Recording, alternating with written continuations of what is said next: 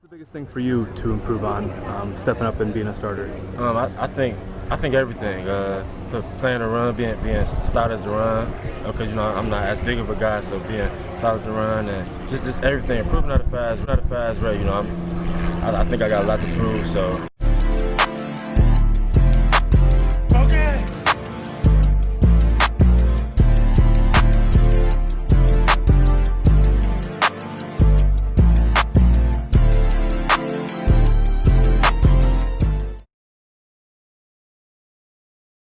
What's going on, everybody? Welcome to episode 19 of the After Effect Podcast.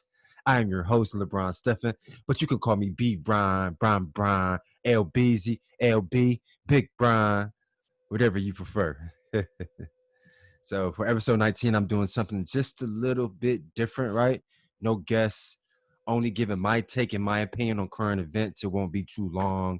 Just kind of wanted to test out the new audio mixer that I got to make sure our voice and our audio is clear and precise and concise. So when we publish it on YouTube, when we're publishing on all podcast apps, things are more clear. In case you all are on the go, or you in the car, or and you can't really watch, you can only listen, right? So first we'll start off with who I have winning the NBA championship. Now, of course, I am a Cleveland boy. I'm an Ohio boy. My name is LeBron. Always been a LeBron James fan since I found out about him in 1999, in fifth grade. He was in the ninth grade.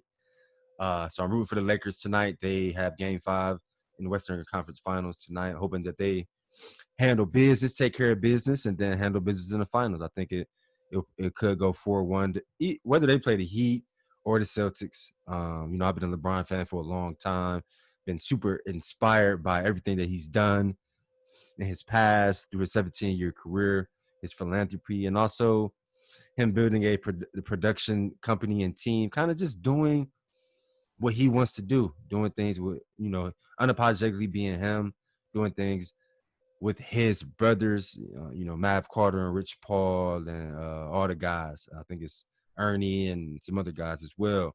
I really respected his infrastructure of how he run his businesses. I really respect it. It's kind of like real recognize real. Um, I've like so this is kind of like my manifestation statement. Actually wrote a commercial script. Well, I co-wrote it because I wrote it, and then I had a good friend who's a writer. His name is Michael. He works for Sony Pictures. I had him kind of proofread it, like read through it, and kind of give me some critiques. And he essentially ripped it to shreds. uh, Ripped it to shreds and helped me rewrite it. He's currently working for Sony Pictures right now, so I'm hoping to do something with that. I got to register with the Writers Guild of America, and so hopefully I can get that in the right hands and maybe get somebody from his team to take a look at it. I know a guy who I went to high school with, actually, who's from Cleveland, Ohio. We went to Warrensville Heights together, played football together for I think 3 years. Guy by the name of Breanna Kavanaugh. Shout out to him. Shout out to Clutch Sports. He works over there. So I'm hoping to, connect with him and then just figure out how we can make things make sense. But that's kind of just my manifestation statement. All right. So yeah, go Lake Show, go Lakers. Y'all go out there and do what you got to do tonight. Next topic, we got Breanna Taylor. The verdict on Breanna Taylor. So this hit a little different for me because I'm sure a lot of you don't know I am a twin. I'm a fraternal twin, and I have a twin sister. And her name is Briana, right? And so, more than anything, when the verdict was announced, it was really for me just like a confirmation that inequality still exists, right? And being Black in America is literally the hardest thing to do, right? So and I had to read a bunch of articles to really gauge all the details and kind of conjure up all the details in my head to see, like, okay, because they tried to say that the boyfriend was shooting at the cops, but then I read an article where he only shot once towards the floor, trying to scare whoever it was because they didn't know that it was indeed cops or police officers who broke into their home. But ultimately it's just a fucked up thing. Like, it's a fucked up situation, to be honest. And my prayers and condolences go out to him and Breanna Taylor's family. I think the world and a lot of people are behind them, and hopefully something can change, right? Um, I really don't know that process, but it really just kind of confirmed for me to make sure I'm checking on my sister every day. We talk every day now, FaceTime every day. Make sure she cool. My whole life growing up in Cleveland, that was my first responsibility, is to protect her. You protect your sister at all costs, right? That's how I was raised, right? So to see, that happen to her is just so unfortunate. And we got to just continue to pray for a change and still just unapologetically be who we are as Black people, right? Next topic, Deion Sanders to Jackson State. Deion Sanders in the HBCU realm, right? I think that is major. He offered his son, who's a top prospect, who's committed to Florida Atlantic. I think that he'll decommit and commit to Jackson State. They're going to have things really, really buzzing big in Jackson, Mississippi. That's going to be something to see with Deion Sanders at the helm. I think he's going to land a bunch of top recruits. I mean, why not? Deion Sanders walks in your living room and says, "Hey, I want you to be a starter in my secondary." The best defensive back to ever play in the NFL comes and tells you that. Like, come on, who wouldn't be elated and who wouldn't be elated to come play for him, right? So I think they're gonna really, really do some good things, and I think that turn is on. I saw Stephen A. Smith um, shouting out the HBCU week. I think that's coming up. He's from an HBCU. I love him on First Take and just everything he does with ESPN. I was just saying in one of my last episodes that if I could do it all over again, during my recruiting process in high school, I would definitely consider HBCUs more. And I think they just have more of a tight knit, family oriented vibe, right? But more so, especially once you graduate, like you have mentors and people and alumni that really look like you and really want to see you succeed. I think, and I got to be honest, I really felt like during my career and time at the University of Iowa, I really felt like my position coach, Rick Kaczynski, I literally felt like he wanted me to fail. He did not want me to succeed. He did not have my best interests at heart. I know that for a fact, right? And even after graduating from there are no like programs there's no one assigned to reach out to the guys that just graduated, see if they need any leads for jobs or just on how to navigate that, especially when the NFL doesn't work out and you're kind of in that middle space where you're trying to like figure it out. You may have to work a job but still also train because you still may want to play. It's nobody there to be that buffer and to kind of gauge and kind of help you along during that process, right? You got to kind of figure it out on your own. That was a really hard time for me. And so I think HBCUs do a good job with their alumni of really trying to set them up for success, doing everything that they can, and really genuinely and sincerely wanting them to succeed. So I think the HBCU vibe is on a come up, and I'm happy for it. And happy for Deion Sanders and his family. So the next topic is just NCAA football in general. It's Saturday. It is 4:38, and I have not watched the game yet. I can't believe it. The games just seem a little different for me because they're empty, and then in some states they got 8-9% of fans. So it's still football, and that's still the game that I love. But the vibe is just different. Is it different for you all too? If so, if not, make sure you comment. If you're listening, put it in your rating. But yeah, I just think it's kind of different. So I'm trying to like warm back up to it. I'm super, super, super happy that the Big Ten decided to resume play. The first game I think is October 24th. They're going to play 8 games leading into the Big Ten championship. Obviously, I graduated from a Big Ten university. I played for a Big Ten university. I am a Midwest kid, so I always watch Big Ten football. So I'm super, super happy and excited about that. I think on episode 5, I had my boy Charles on, who's a Purdue alumni. Iowa actually plays Purdue on October 24th, so I'm sure we'll get a good wager going and see who wins that one, right? So, yeah, excited for the Big Ten. And I gotta just every week by week, I gotta start getting back to really watching all the games and just trying to see who's out there, who's really doing their thing, to make sure I stay tapped in with that. And lastly but not least, there was a big announcement for Aldous Hodge last night.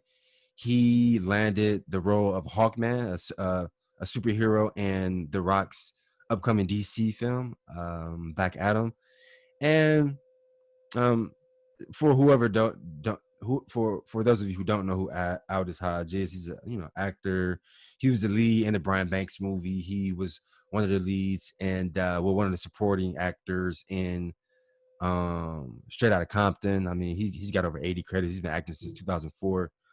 But I only really bring him up because I just want to say, I'm happy for him, obviously, but also he ended up booking a lead role on a film that I actually auditioned for. This was my first lead role audition. I had 52 lines, had to be off book. I had never had a lead role audition before. So he actually, I didn't get a call back, but he actually booked that role. It's for a feature film called One Night in Miami, where Oscar-winning actress Regina King is set to direct that. It will be her directorial debut as far as feature films. She's directed a bunch of TV shows. So that was like a really great moment for me, even though I didn't get a call back, because after doing that audition at the Universal building in Glendale, California, all my auditions after that just got easier and easier. Just really learn how to audition, right? It just got a lot easier. And the audition role was for the role of Jim Brown, a 1960s Jim Brown. So let me give you guys the premise. One Night in Miami, I think it was like 1968. Sam Cooke, Malcolm X, Sam Cooke, Malcolm X, Jim Brown, and Muhammad Ali. Well, he was still Cassius Clay at the time. They were like best friends, and they had One Night in Miami after Cassius Clay had won the heavyweight championship. He was actually about to change his name to Muhammad Ali within the next week. Jim Brown was about to retire from the Cleveland Browns after the season. Sam Cooke, I think, was about to make like a new album, and Malcolm X was about to leave the Nation of Islam. So they were all in this hotel talking about these big power moves that they were about to make to kind of change the trajectory of their life. And yeah, that's what the film was about. So they wanted me to play Jim Brown. And at the time, I had a haircut. And with no hair on my face, I kind of looked like him, how he looked in the 1960s. So it was really cool. I got the audition. My manager's out in LA, Third Hill Entertainment. Shout out to Third Hill Entertainment. I had a meeting with them, and I told them, I just moved here from Atlanta, trying to get my acting career, to the next tier. And they gave me a laundry list of things that I needed to do that. It was about 8 things. So I wrote everything down and walked out of that meeting. They told me when you got all that stuff done, then we'll work with you full time. And I said, cool. Like I knew that would take me 3 to 6 months, honestly. And yeah, 2 weeks later, lo and behold, they pitched me to the casting directors, and they allowed me to audition. So I had to go in with them every day and spend hours on hours just trying to get his dialect. Jim Brown was very sophisticated in how he talked, and he spoke with very well pronunciation, but he some words he kind of had a southern, because I think he was from the South, like Georgia or somewhere like that. So he kind of had he was kind of country, but he was very well spoken. Like, hello, my name is Jim Brown. Hello, my name is Jim Brown, and it's a wonderful day. What you can do when you have a great team behind you. Like, so it's kind of, I had to learn what words to kind of sound country, what words to kind of just sound how he sounded. And that preparation was really, really just cool, to try to like dive into that character and really see, find those emotions, find what choices I would make in the audition, and just all that kind of stuff. It was really cool.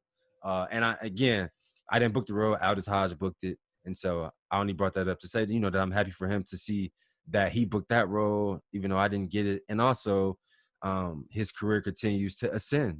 He's a superhero in a DC movie with The Rock, right? I'm sure he can't believe that. I'm sure he's elated with joy and can't wait to get to work. Uh, so yeah, that's actually all I have for current events, guys. I just wanted to do something different, not have a guest on this episode, just kind of give my take on some things, what's going, on some things that are transpiring in the world today. I plan to do this more often. All right.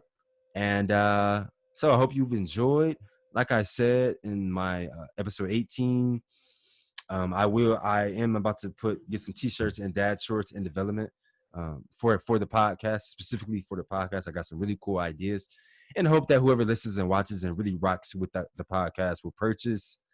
I'm also in the process of making a Patreon account where and hoping that I can get you all to subscribe to that. It will be some really exclusive content on there, more so shorter interview based, but some really exclusive content with some exclusive people.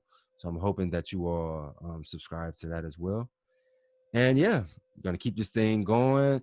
Excited for the next 20 episodes, even though we're about to be at 20 episodes. Excited for the next 20. All right. So yeah, we will see you on the next one. Peace.